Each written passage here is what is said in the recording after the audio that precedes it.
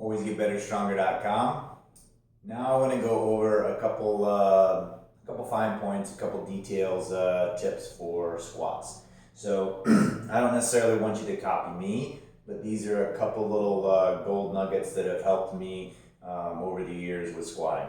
So I want to find a stance that I can replicate and duplicate every time. For me personally, I've found that if I start at hip width, I rotate my feet out, straighten them, and then rotate them out again. And that's just so I can kind of measure that distance without having to get like a tape measure or something. But I found that that pretty consistently sets me up for my squatting pattern where I feel very comfortable. Also, another thing that I like to think of, a lot of times I hear people say spread the floor, hips back or whatever. A lot of times for me, I like to think about if my legs are almost like opposite magnets, and they repel each other. So as I'm coming down and I'm shooting my hips back, these guys are pushing away from each other. Nice pause, and then come up.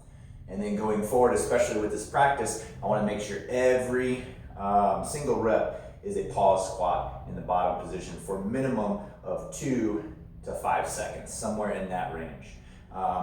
Also, it might sound weird, but creating some tension in your back and your midsection. So one of the things I think of, depending on where your bar is, you can have a high bar or you can have a lower bar, but whatever it is, I want you to replicate it every time and just keep practicing it.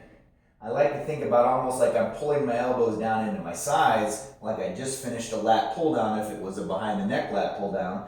But then I want to think about slightly prying my elbows forward.